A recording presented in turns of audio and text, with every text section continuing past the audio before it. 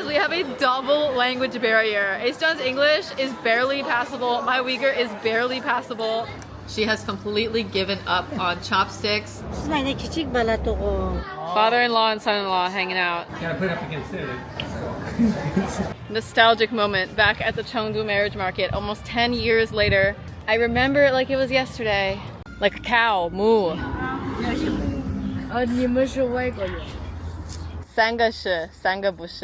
Welcome to the gathering of the in-laws. This week, my parents from the DC suburbs and my husband's parents from rural Xinjiang are coming together in Chengdu. Despite only knowing a word or two of each other's languages, they are still very excited to meet again. Their suitcase is like 2/3 gifts. My parents-in-law have actually never left Xinjiang in their entire lives. Xinjiang is really big, to be fair, and this will also be an exciting experience for them to see what else is out there in this vast country. In today's vlog, we'll be exploring city life, starting from the quieter outskirts of Chengdu. Aesjon's mother has not ridden a bike in 30 years. And making our way towards the bustling city center. They're all taking pictures of the McDonald's. If you're curious about life behind the scenes of an international marriage, come join the family reunion. Starting from this airport hotel in the middle of nowhere, where the in-laws will be spending their very first night in Sichuan province. In Aesjon's culture, it's very unusual for men and women who are not married to hug each other. And last year, when my mother greeted Aesjon's male relatives with a hug, it was kind of shocking to them. But now, Aesjon's parents are naturals at matching the super affectionate energy of Americans. Anyway, time to exchange gifts. This wedding photo album is my parents' gift to Aesjon's family. And now, let's see what they brought. 他们箱子一半的东西都是礼物啊。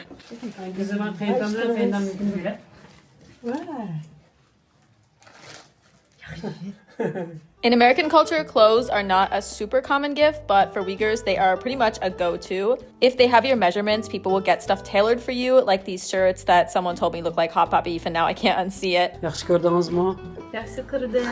Uyghurs love nice clothes, especially women, and we are perpetually underdressed standing next to Aesjon's parents. Americans primarily dress for comfort, but Uyghurs want to look good. Even while scooping poop. I mean, come on, look at her outfit. Sparkles! We're trying to get on their level though. We did wear the nice outfits they got us a couple times throughout the trip. Come on out, look cute. That looks nice. Very nice. Handsome. Very nice, very nice. Anyway, they also brought my parents socks, earrings, and a huge bag of specialty foods from Kashgar. Look at all the nuts they gave you guys. Oh my god. For just this day, we're here in a tiny town near the airport. And tomorrow we're actually going to be heading into the city of Chengdu. And now it's time for our first family dinner. Aesjon was a very picky eater when he first arrived in eastern China, and I was worried his parents might be the same. While Kashgar cuisine is delicious, it's also not very diverse, which is probably due to the limited agricultural land and the lack of neighbors for hundreds of miles in all directions. They were asking where is the hand-pulled noodles at, and I was like, they don't have that around here. And they looked so disappointed, like the sky was falling. And I was like, we gotta try some other foods, guys. We gotta expand our horizons a little bit. We gotta try something different. I'm not gonna lie, I was pretty worried during this first meal that they wouldn't adapt well to the food since they have not tried any other cuisine in their life. But fortunately, they did very well. Thank goodness, everyone approved of the dinner. Wonderful dinner. Another interesting cultural difference is the expectation that adult children should help keep their elderly parents steady while they walk. While my mother does need some help on steep stairs, by American standards, she's definitely not at the point of needing help on a flat road. But Aesjon's mother was actually asking him why I'm not helping her along, and I found that to be very fascinating. Walking is actually our favorite thing to do together as a family, but in Aesjon's hometown, it's a mode of transportation and not a leisure activity. Anytime I'm hanging out with my parents, we get thousands of steps in every day, but to Aesjon's family, it was so strange that I wasn't helping prop up the elders. And actually to them, my parents are also elders. You guys have a bigger age difference than she does with Aesjon. Isn't that crazy? She and Aesjon are 17 years apart, and the two of you are 20 years apart. 20 years apart? Yeah. Isn't that interesting? Yes, very interesting. You could be her mother by Uyghur standards.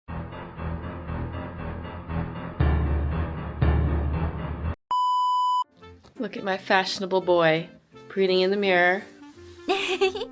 He's got his green shirt his parents got him on the top, and sock-sandal combo on the bottom. Today, we are finally heading into the city. Chengdu is huge, with a population of over 20 million, so getting from the airport to even the outer section of the city took us over an hour. Our giant herd is emerging into the city. It's John's parents' first ever time seeing such a big city in their life.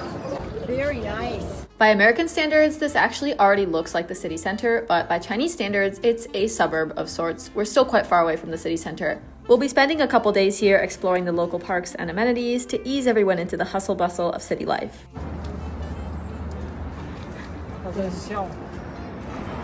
küçük bala togo. Well, Asejon's mother is wondering if I'm infertile because I have not yet birthed. After 1 year of marriage, my mother is constantly feeding me anti-child propaganda. The cultural differences between these two go on for days, but as I mentioned in the intro, we have a double language barrier, so they don't really get the chance to discuss any of it, so they just vibe. How do you like Chengdu? I love it. It's beautiful. Very nice and clean. Lots of flowers.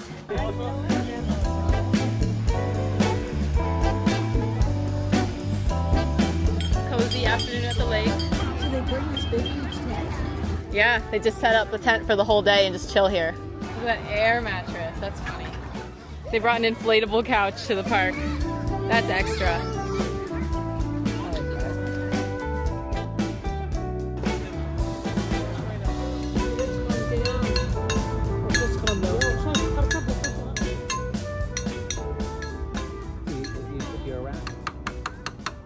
What'd you put there?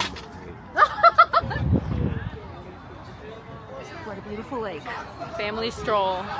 As much as we love strolling through Chengdu's beautiful parks, we also wanted to do a bit of indoor exploring at the world's biggest building, which is actually visible right across the lake.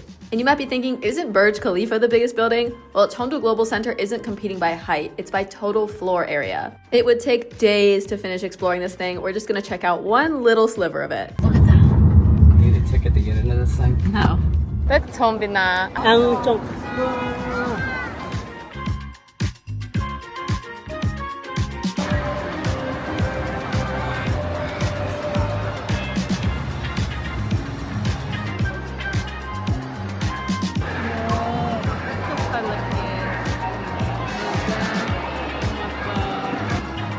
Robot vending machine. I've never seen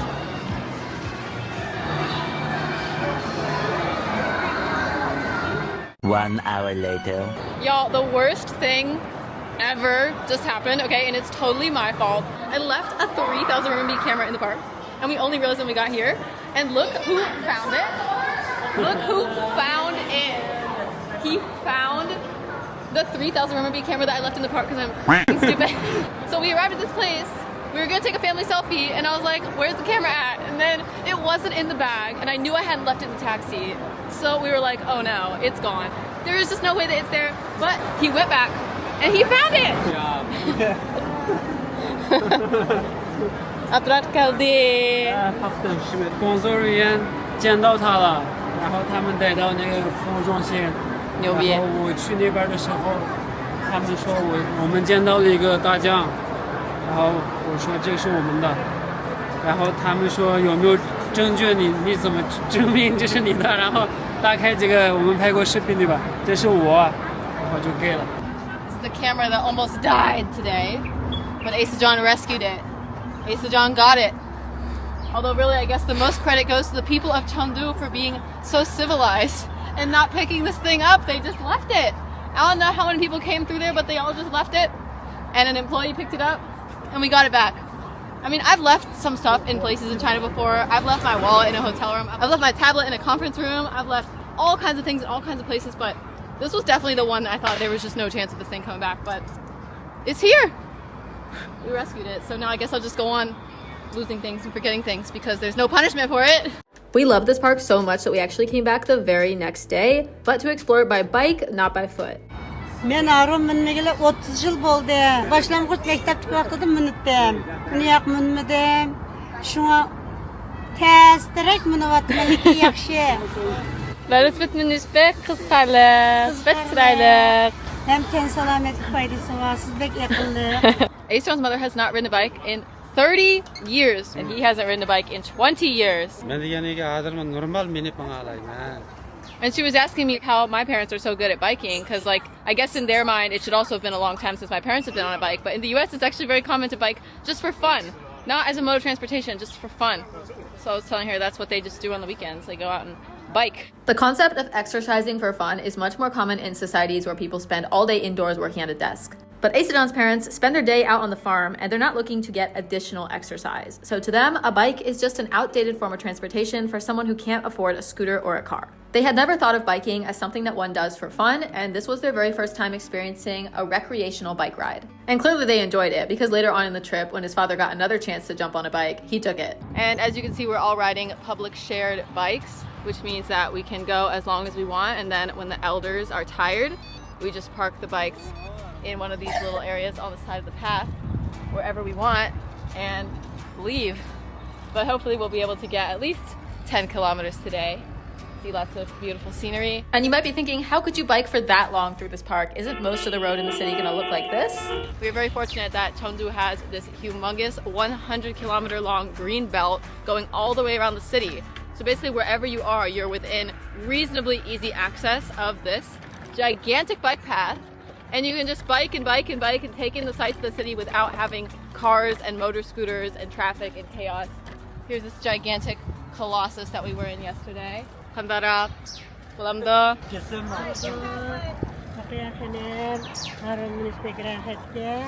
Rahat.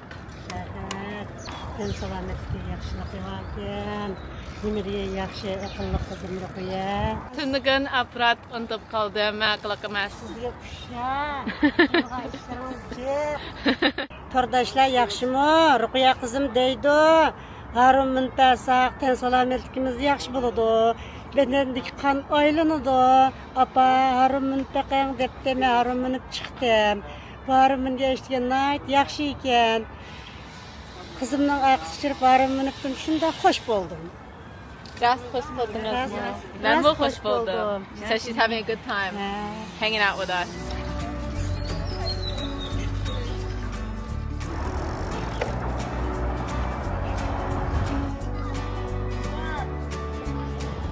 This is where we started, and now we are here. I feel like we've barely gotten anywhere. We got some curious audience members over here. 你们是外国人。三个是，三个不是。Check this fancy thing out. It comes with a phone holder. Just switch bikes at one of the million public share bike parking lots that are all along this thing. And every like 10 minutes or so, you got vending machines and bathrooms. There are also some other interesting finds along the road, like this place. There's a photo taking area with a little swing.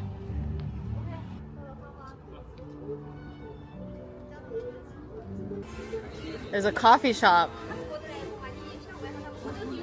Public share drone. You can rent a drone to make videos with. Little gas canisters to cook your own barbecue in the tent. 他觉得有意思。外面还有人在等着呢，我们只是进来看。可以坐会儿没事。你们在自己烤烧烤吗？没有，买了吃的。哦。来，吃吧。谢谢谢谢。They gave us watermelon. 谢谢谢谢。没事没事。这个小院好可爱。So there's all kinds of cool little finds like this right on the side of the bike trail. You're just biking along and you're like, what's that? And then you can just go in and maybe you get free watermelon. Access? Access. Yakshi moo, like a cow, moo. Try it again. Oh my gosh, look at the hammocks. That is adorable.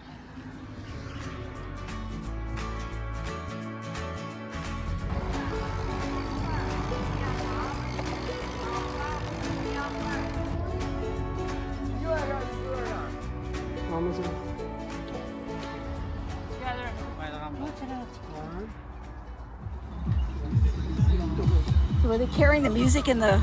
Yeah, in a baby carriage. That's funny. This is actually a pretty flat route for the most part, except this one spot.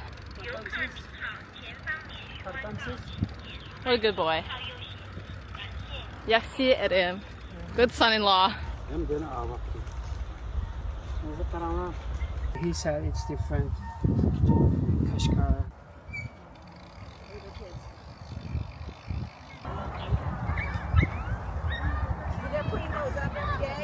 It's weekends and holidays that people will bring their tent and they just put it up for one day. It's not like those camping overnight tents. It's just a day tent. Hang out in the shade.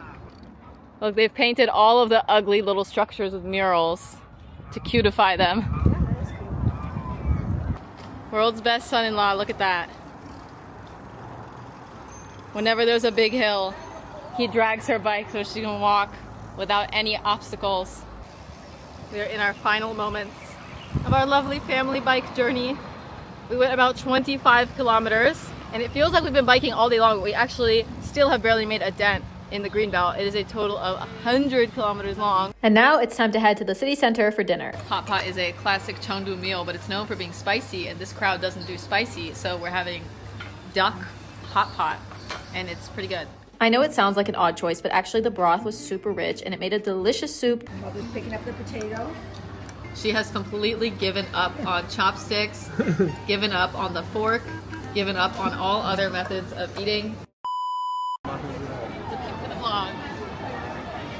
Connor, look cute for the vlog. We're at Chunxi Road, one of Chengdu's classic destinations. About to get a selfie with the panda butt. Can't come to Chunxi Road and not get a selfie with the panda butt. 你拍不拍啊 Skim? 手擦屁屁. It's not too classy for that, huh? They're all taking pictures of the McDonald's with all the mascots on the window. 좋은 시간은 turmushi bulamdo. Yaxshi pramsiz. I was wondering where this racket was coming from. It's a karaoke bus. There's a karaoke bus.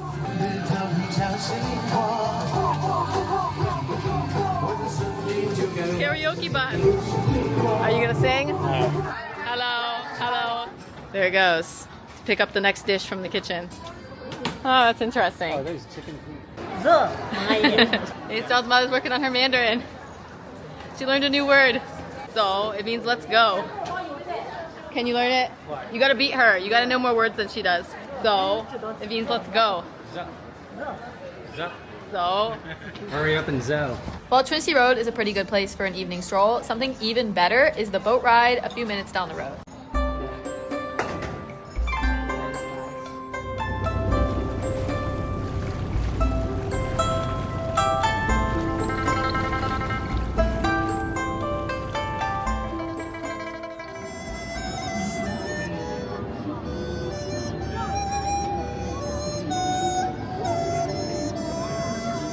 It was a lovely evening indeed. And the next morning, it was time to put on our cute little matching outfits and explore more of Chengdu. Interestingly, we also stumbled into a group of Uyghur dance enthusiasts. The only actual Uyghur person in this entire mosh pit.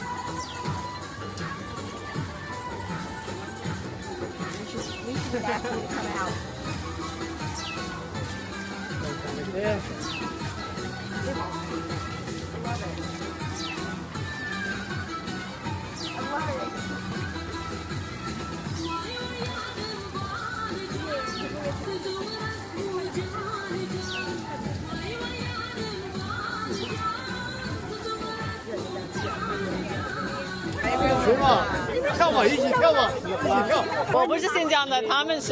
Go on in there.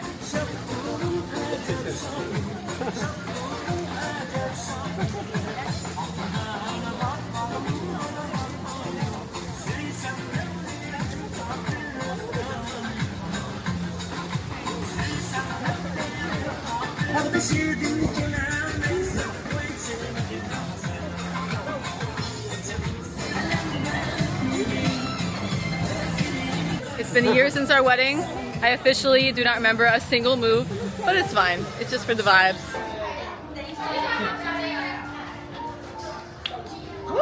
Father-in-law and son-in-law hanging out. You gotta put it up against it.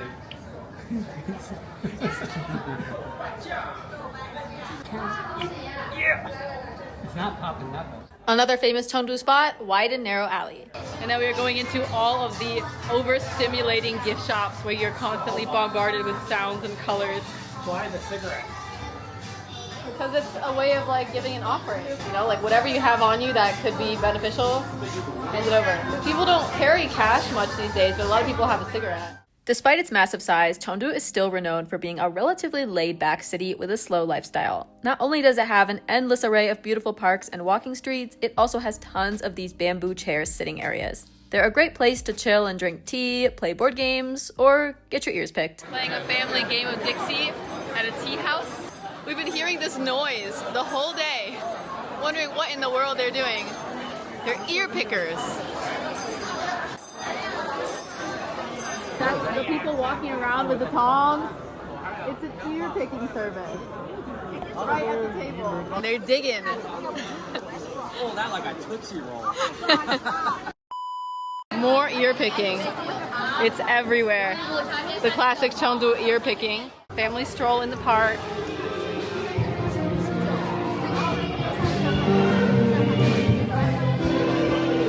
Mother's hot.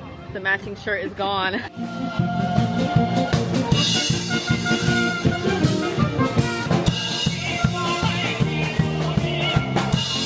And right across the street from that one is another performance.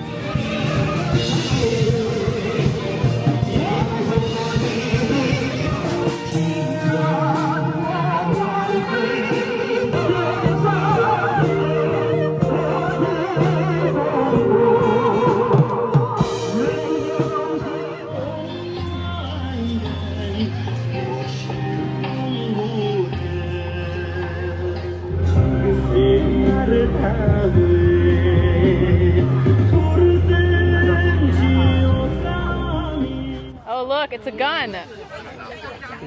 Yeah, it's like honey type thing. He's making a gun. Look at all the guns. That's pretty funny.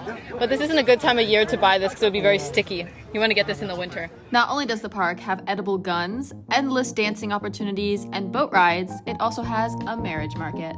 I guess it's kind of like Tinder in real life, but instead of being based on physical appearance, it's more about assets. When I was here interning in 2017, my boss at the internship actually took me to a marriage market and like put a little paper up with my information and everything. Did it get a lot of hits? It got like 3. They just thought I was trolling.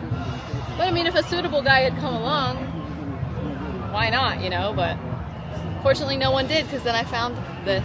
I got this because I flopped at the Chengdu marriage market, and I swear it's probably the same market because it looks the same.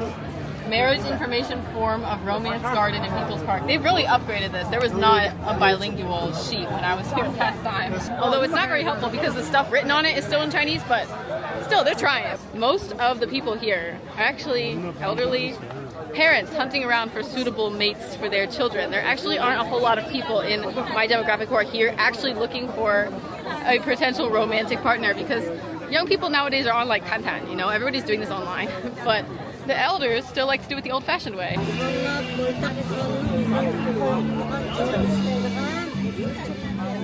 Toy bazaar.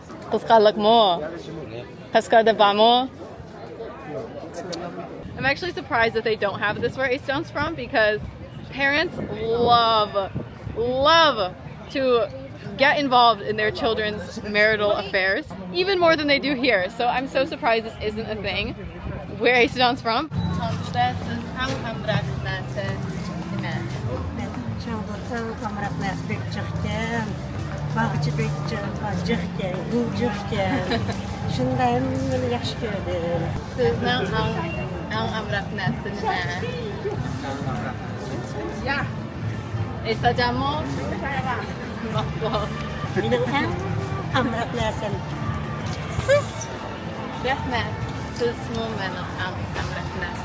It was so much fun showing both my parents and Ace-Down's parents around completely unfamiliar territory, and I love how excited they are to hang out with each other despite the language barrier, because when Ace-Down and I first started dating, let's just say no one was very happy about it. Even though we do come from completely different cultural backgrounds, we're both pretty open-minded and we get along well, which is really all that matters. Up next, we'll be heading west towards Ya'an, where we'll see pandas and mountains and all sorts of other beautiful and interesting things. So stay tuned for the next installment of life behind the scenes of an international marriage, and I will see you guys next time.